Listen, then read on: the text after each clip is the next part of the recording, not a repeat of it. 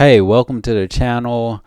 This channel is all about video games, anime, stories, role playing, strategy. We're trying to become better and enjoy different stories in the world.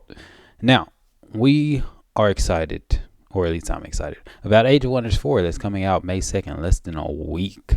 So I'm going over these videos, giving my thoughts on the different additions that they're adding. I've played Age of Wonders 3 a long time ago, and I'm playing Age of Wonders Planetfall right now. I'm down to 2 more missions that I need to do, and that's from the Star Kings expansion. And then after that, then I'll create a video about all the things I would like to see, and I'm pretty sure that other people will like to see this too. Now, in this video, we're going to talk about the custom factions, and I'm just going to give my thoughts. Hopefully you would watch along and like and subscribe. It really helps out the channel. So without further ado, let's begin.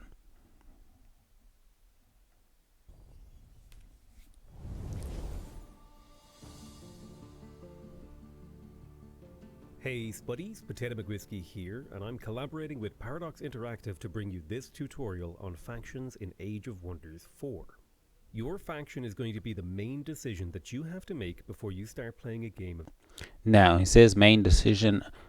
Now, I just finished the Shakarn. It'll probably come out later today.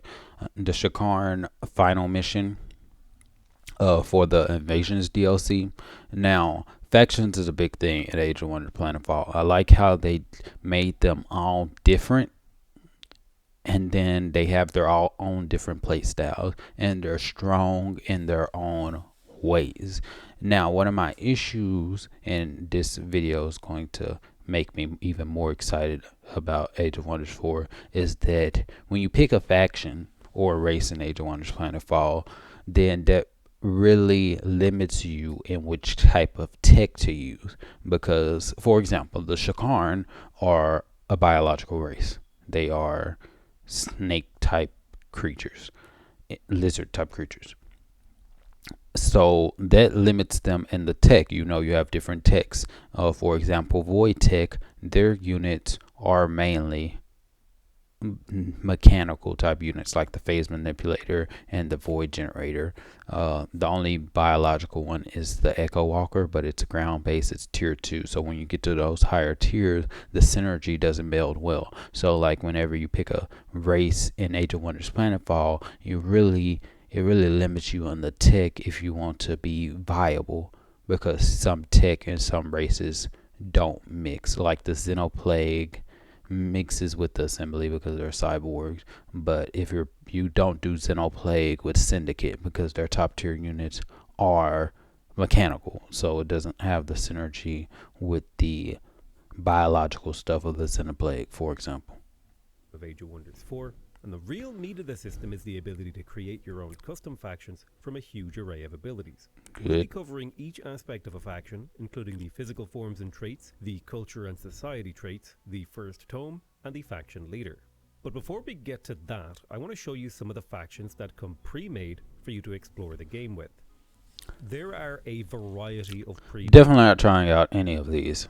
If it's not the campaign, the main faction for the campaign. Now, I'll be really excited if you have the campaign, but then you can come in like, okay, this is the main character, this campaign, and then, but okay, so you're bringing in this person to stop them. That will be interesting. Then I could just immediately play with Lucia.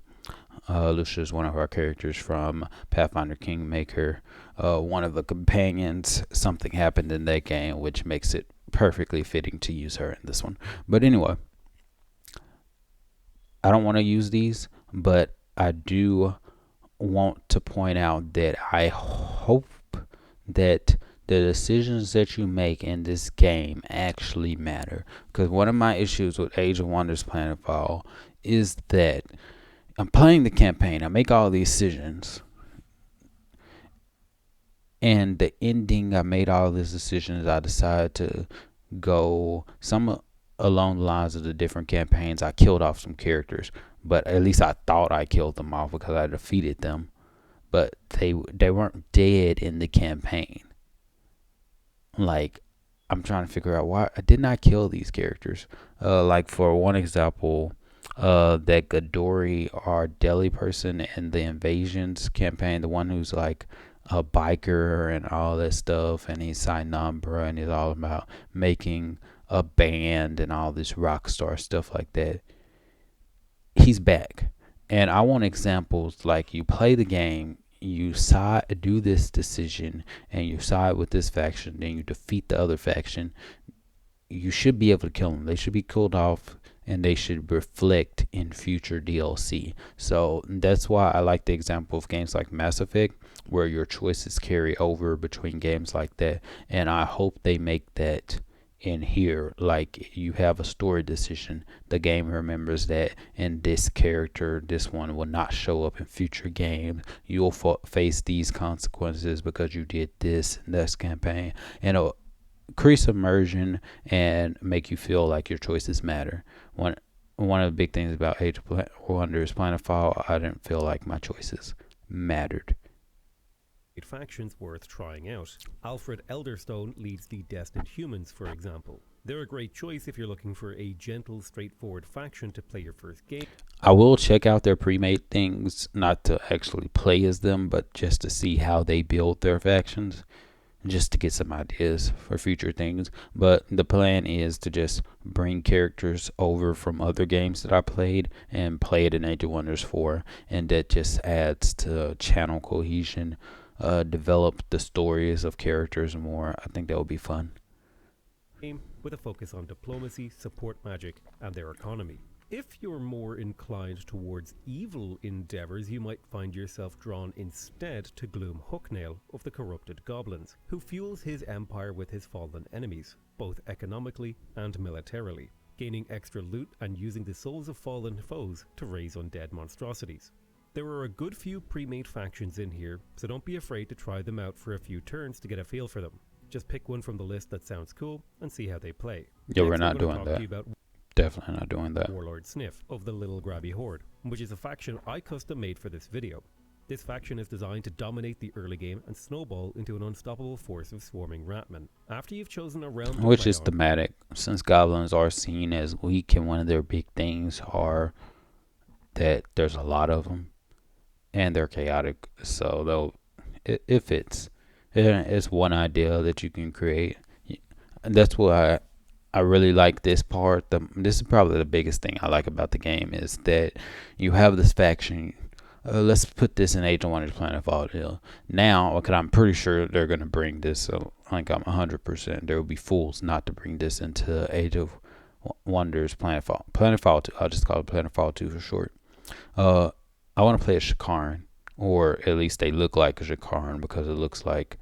Now I will go and say that when it comes to story building with Planetfall, then it might be kind of messed up, because this is what this race is supposed to be. But I'm pretty sure they can bring this over to it and just say like, oh, this is this faction, this section of the Shakaran, for example. This section of the Shakaran are actually good. This is a different tribe and stuff like that. You can go that route. So now I can be Shakaran, and then I can, the tomes and tech stuff, you can like edit that.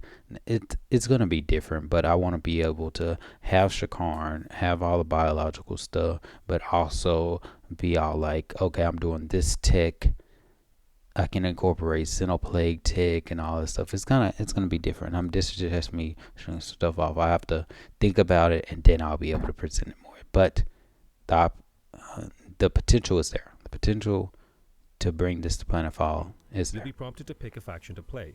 If you instead click on Create Faction, you'll be brought to this screen, where we can now start to talk about the physical form of your faction and faction creation in general. Okay, we're going to break it down one point. Physical form, since they're breaking it down. Okay, physical form. You choose to look like a Shakaran, Davar. I don't know who would pick Davar, but you can be Shakaran, Amazon, Kirko. You can look like those. Okay, we got that. The physical form of your faction will dictate their appearance and their default traits.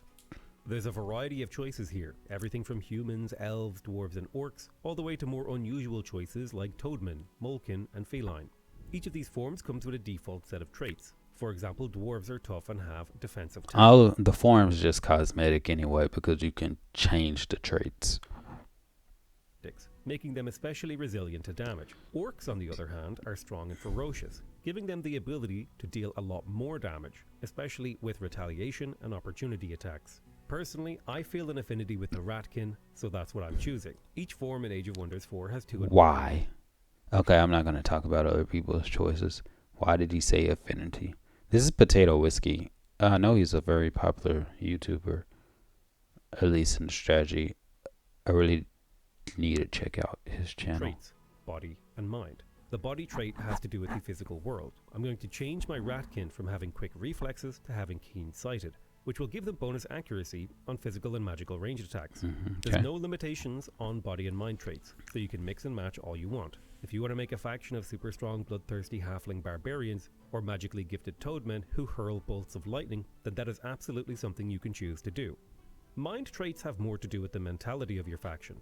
Are they sneaky, ferocious, or adaptable? I'm a big fan of overwhelm tactics. I can't explain why my neurons just get activated when I see those big critical hit numbers. So anything that gives critical hit chance is absolutely welcome. It always feels good, especially in Age of Wonders Planetfall, like when you finally, when it makes that sound and then you see, oh, they got a critical hit, all that damage. Yes, it makes you feel good. It makes you feel good. They can like change the game. Your body and mind trait, you can move on to picking your culture and society traits. These choices have a big impact on gameplay. Not only does it affect your affinity, which is a topic that will be covered in a future video in this series, it heavily alters how your faction's units and economies function. While every society has overlap between the types of units and buildings they have available, there is a lot of difference in how they actually play. Feudal support units are bannermen, focused on area of effect healing and buffing, whereas the dark culture... Okay, so culture. This would be... Okay, so the form is really cosmetic. So the culture could be the technology, I guess. I didn't break it out.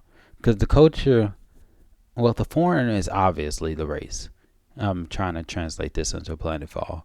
The culture would be the technology. I guess that's the most obvious thing, the technology. So you have Xenoplague here, Void Tech, and all this stuff. This will implement this will like decide like how you start, like the core essence of what it means to be the Xenoplague, which means to evolve, proliferate, stuff like that. The core essence of the Void Tech. So this might not determine your units per se, but like your philosophy and your starting stuff, and then the actual different texts and stuff like that you research can be put into different tomes, like Tome of the Void Walkers, and then the Void Walkers, that was like no loads for Void Bringers, but anyway, the Tome of the Echolocation, and then you can research that, and then you can do like an Echo Walker version of your unit. I think that would be the possibilities and how they could put that in Planetfall. Doesn't even get a support unit by default, instead focusing on dealing as much damage as possible and sustaining themselves through the suffering of their enemies. We'll be picking the Barbarian culture today, which focuses on growing cities and recruiting units with their strong food and draft income. Barbarian units also have the primal strike. Oh, that's Barbarians are his own culture? Why do they get their own culture? For Lucia, it's either going to be dark or the mystic culture. I'll have to think about which one she is. Ability, allowing them to deal Probably burst damage with their first melee attack in a battle. Finally, the Ritual of Alacrity will allow us to use Forced March much more judiciously and with less consequences, giving us a massive boost to our map mobility. Next, we need to pick our society traits. Okay, society traits. I completely forgot about this. So this is basically stuff that you add on to the culture, so you can even make the culture even more defined if you want to. Well, I'll let him explain. But all of this customization is one of the big selling points, and why I think Planetfall 2 is gonna, like, they're paving the way. Age of Wonders 4 is paving the way for strategy, city building games, especially like Civilization 6, or not Civilization, but Civilization 7 when it comes out, because it's all about building a civilization that can stand the test of time. With all this choice and stuff like that, now we can finally build the civilization we want. But let's continue. Swarmers for a few reasons. First, our cities will grow faster, giving us a stronger economy. Second, our low tier units will start at a higher rank, improving their combat abilities. Third, our entire non-magical army will have reduced upkeep, allowing us to field larger armies. And the final reason is that we will get an extra tier 1 unit at the start of the game, which will give us a much stronger starting position and a lot of early game tempo. The second trait we'll be taking is Fabled Hunters. The map in Age of Wonders 4 is covered in things for you to fight over and loot. Getting twice as much loot will front load a bunch of resources in the early game that we can use to snowball out of control. We'll also start with another extra ranged unit. All of our ranged and skirmisher units will start at a higher rank. When you're building combinations your own faction, are so take great. your time to read each ability, or just pick the ones that And that's what I'm definitely going to do. Though it's going to be like the first either video or live stream. I have to decide which one I'm going to do. Is going over all these faction traits, because that's the one that I'm curious about the most. Just all the faction traits, all the mind traits, all the physical traits, everything, every possible thing. I don't think I'll be able to go over the tones, because you have to find out more about them when you're playing the game. But pretty much everything I can cover and research, that's what I'm going to go for. sound cool to you and try them out. There aren't really wrong choices, just interesting combinations. Next up, we'll be picking our first tome. The first tome is an important decision. It will set the pace for your faction. Tomes are so important that they'll be covered in more detail in a future tutorial in this series. Today we'll be taking the Tome of the Horde. Oh, okay, so I can research the tomes, because I have to pick the first. I can pick a tier 1 tome. Province improvement plus, okay, the map cap is just one of the things you can research within the tome. Really well with the rest of our abilities and decisions. The final piece of the puzzle is the faction leader design. If y'all read that, that is really busted. That's why another thing I'm curious about is balance and stuff, because from playing Age of Wonders Planet of All, I didn't know these low tier units could be that strong. If you give them the right upgrade, they can be quite strong. But then with tier 4 units, they could be strong too. Like when you get like the top upgrade, but even tier 2, tier 1 with the right combination, they can be strong.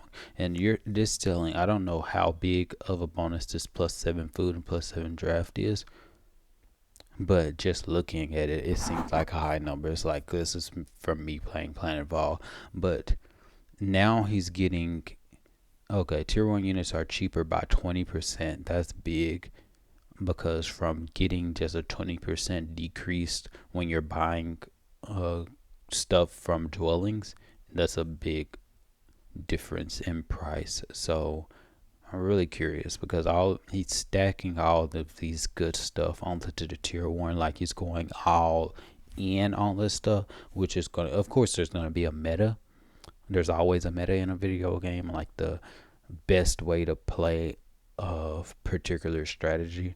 But let's see how big a difference does it make. And then, like, because mechanically you can have all these choices, you can have like all these choices to choose this stuff, but then in reality, if I want to play well, then I have to play this specific thing in this specific way. So it's like, but with single player games, it's not that big of a deal unless you're playing multiplayer. The final piece of the puzzle is the faction leader design.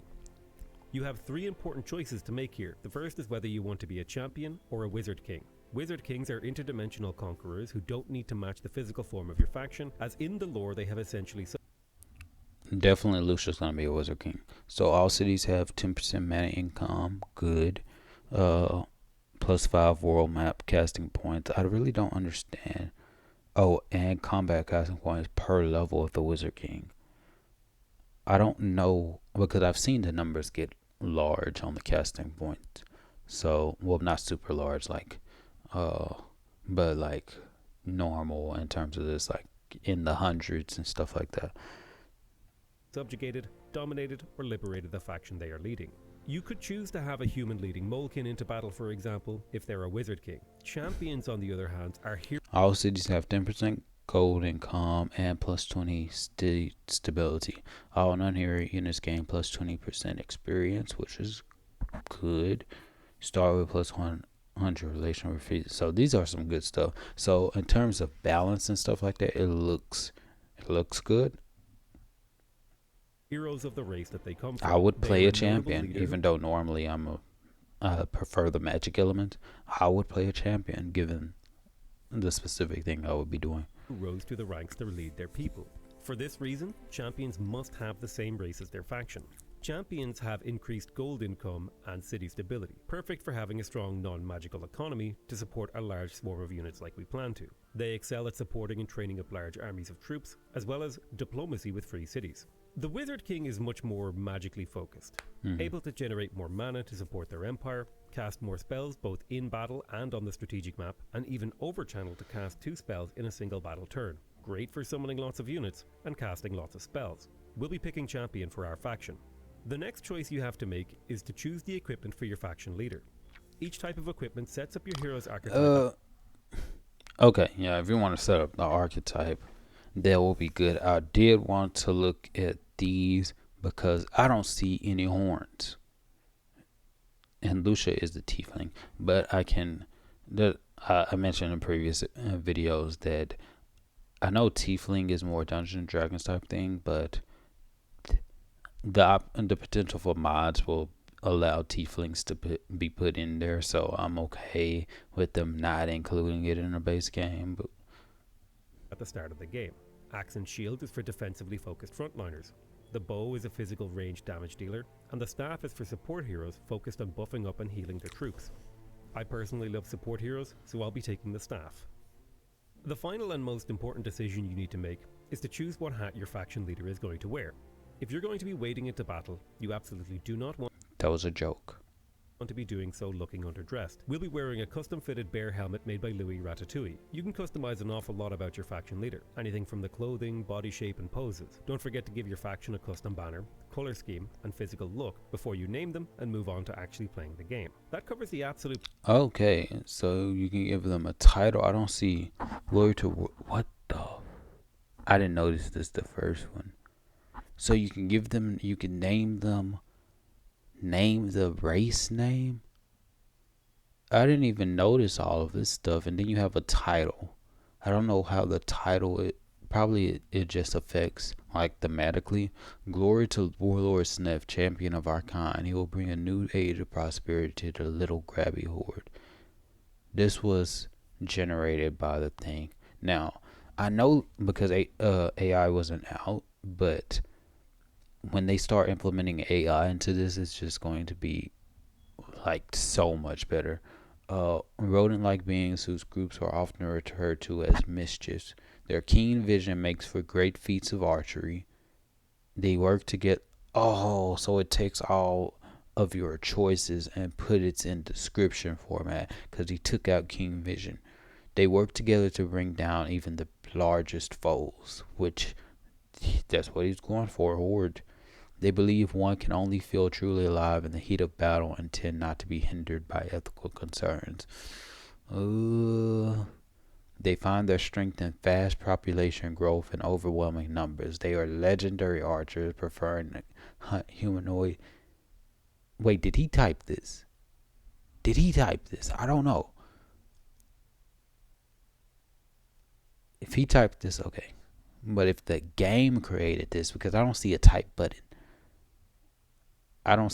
He didn't mention typing this stuff up. They work together to bring down even the largest foes. They believe one can only feel truly alive in the heat of battle. I don't know. I'll find out. May 2nd. basics of putting together a faction in Age of Wonders 4. Don't be afraid to experiment, try out weird combinations, or make factions designed around being extremely strong in one particular area. The next tutorial in this series will cover realms, the actual worlds you'll be playing in Age of Wonders 4. If you want to join the little grabby ratkin horde, go ahead and subscribe to this channel.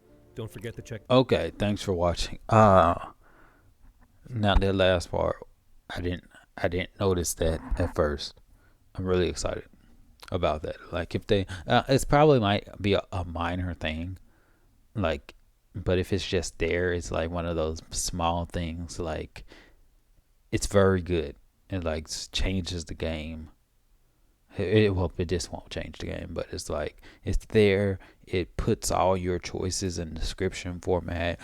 You can really take that out and then put that into something else. Let's say if you're creating like your own story centered around your faction, you can really do some world building with this if you want to go that far. Of course, don't take their world, but basically like, okay, this is my faction. I created this. Now let's put this faction in my own world. I know a lot of things like in D&D when I was DMing, I would like take things from, let's say, Dragon Ball or this other anime I was watching and then put it in the game, because like that's the fun about things. Crossovers are just fun that way. But anyway, thanks for watching.